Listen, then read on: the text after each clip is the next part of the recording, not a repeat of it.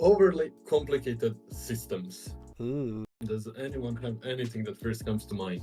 World of Warcraft! The previous ones all had unnecessarily complex systems with unnecessarily long grinds. When you finished it, it was irrelevant.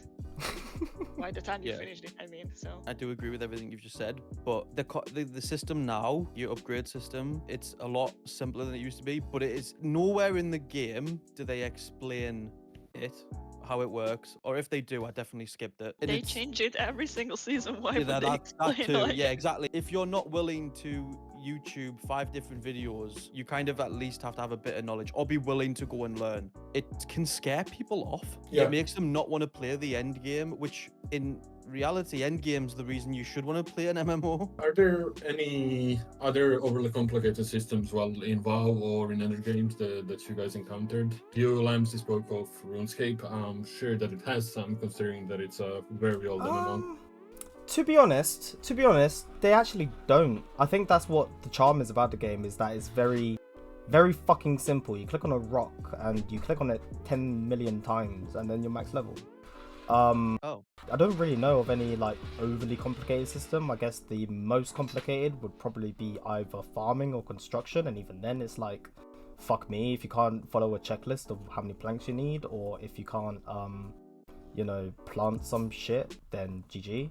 I guess the quests, you could say, are overly complicated. If you have like a plugin or something, it literally tells you what to do and you could just walk through it fucking not knowing anything. Maybe you'll have to watch a video for a boss or whatever, but it's still not overly complicated, I would say. ASO's like, it is complicated in a sense, but it's not. So for example, imagine the way World of Warcraft does everything with like an expansion, the level cap raises, you have to get a new gear score, all that stuff. Imagine ASO is the total opposite of that game. It can be productive and counterproductive at the same time. Level 50 is the cap. It's been that way for 9 years now. Since launch. I couldn't remember if they released it slightly less, but yeah, it's level 50. No, it was 50, but It you was didn't have 50. champion points, and then You they didn't have added CP. champion You had points. veteran points, didn't you, originally? Oh yes. Kind of like your gear score in a sense, something that you can Right? get after max level. You just farm XP and you get it. And it's actually, what is one of the good things about it is it's account wide. So if you grind up to 1,000 champion point level, once you have an alt that's also level 50, you get all your champion points. Like, you don't have to grind them again. But the one thing I'll say that overcomplicates ASO is because with each new expansion or nothing really changes in regards to level cap or anything like that. All of the sets in the entire game, and I think there's over 2,000 now, individual sets, because you can get crafted sets, you can get sets you can only get from dungeons, you've got trial sets, you've got PvP sets. All of them sets are still relevant. The newest stuff that they bring out isn't always the best either. So like, some people have been running trials now, but they're still wearing the gear from the trials they got like 2 expansions ago. It can overcomplicate the gearing Yeah, system. it overcomplicates it because for people look at the end game and they go, so to make sure I'm covered in every aspect, I have to do all of this old content or all of this. It's not even, you can't even call it old. It's just